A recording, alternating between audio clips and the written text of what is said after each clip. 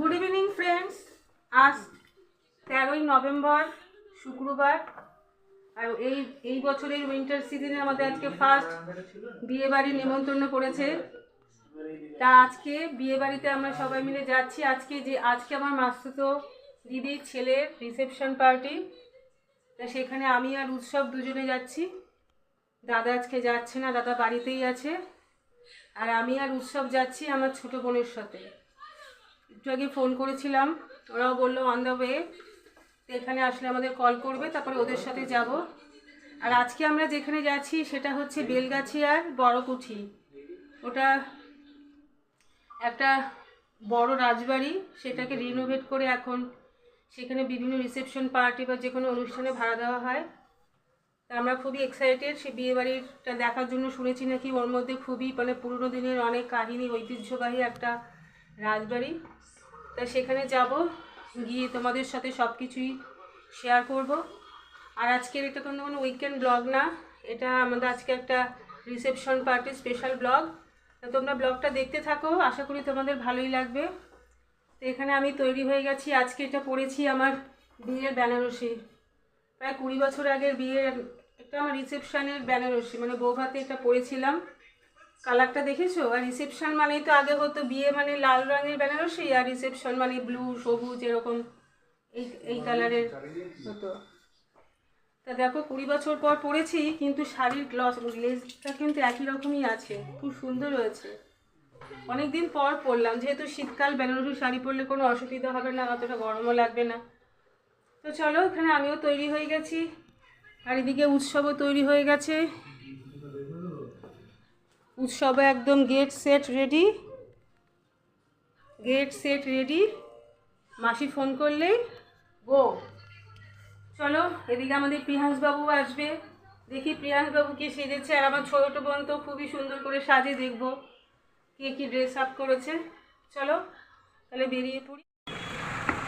ওই আমাদের ভুটু সোনা কই?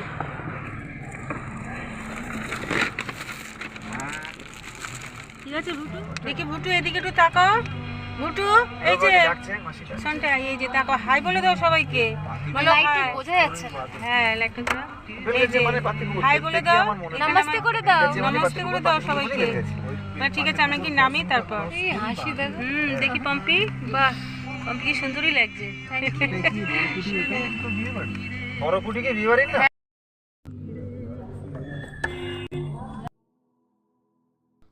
আমরা সেই ঐতিহাসিক রাজবাড়িতে চলে এসেছি।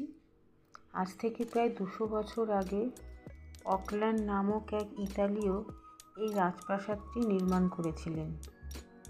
আর প্রিন্স দ্বারকানাথ ঠাকুর 1823 খ্রিস্টাব্দে অকল্যান্ড নামক ইতালীয়র কাছ থেকে এই রাজপ্রাসাদটি কিনে নেন। এরপর প্রিন্স দ্বারকানাথ ঠাকুর 1835 খ্রিস্টাব্দে ইউরোপ থেকে উন্নত তথ্য প্রযুক্তি বিদ্যায় দক্ষ কারিগরদের এনে এটি সংস্কার করেন। আর তখনকার দিনের এটি সংস্কার করতে প্রায় 2 লক্ষ টাকার মতন খরচ হয়েছিল। আর এখন বর্তমানে এই রাজপ্রাসাদটিকে বিভিন্ন অনুষ্ঠানের জন্য ভাড়া দেওয়া হয়। আমরা অনুষ্ঠান বাড়িতে চলে এসেছি। এখানে অলরেডি স্টার্টার খাওয়াও শুরু হয়ে গেছে। আমরা পরিবারের সবাই মিলে এখানে সেই সব অতি লোভনীয় খাবার এনজয় করছি। এখানে আমাদের বাড়ির সবাই রয়েছে, আমার মাসি, মেসো, আমার বোনের হাজবেন্ড, তার ছেলে আর তার ছোট্ট ছেলে, আমাদের প্রিয়াংশ খুবই নটি, এবং সে খুব আনন্দ করছে এই বিয়েবাড়িতে এসে। আর এই রাজপ্রাসাদটি বিশাল বড়, এর চারিদিকে বিভিন্ন সব ঐতিহ্যবাহী জিনিস রয়েছে। এর চারিধারে রয়েছে ইতিহাসের বিভিন্ন ঘটনা। এখন উৎসব ওর মাসিকে ছবি তুলে দিচ্ছে, এই যে ফটো সেশন চলছে।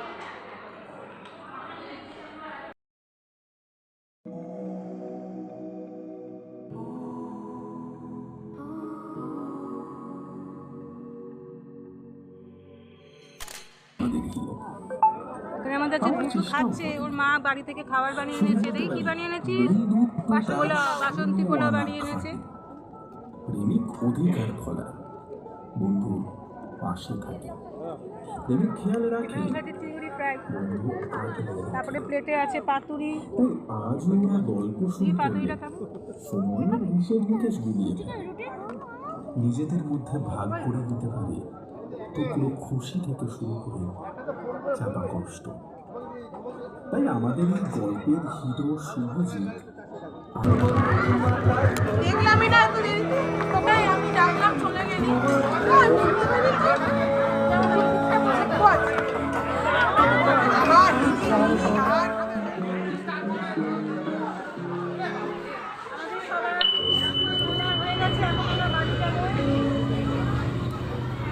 আমরা যখন বেশ ছোট, হঠাৎ একটা জোর গুজব শোনা গেল যে 2012 সালে কেমন লাগলো আজকে বিয়ে বাড়ি? দারুণ অসাম, খাবার দাবার খুবই আশেপাশের ভালো লোকজন হয়েছে। সব চিন্তিত হয়ে পড়ল। চিকেনের প্রাণের আইটেমগুলো খুব সুন্দর হয়েছে।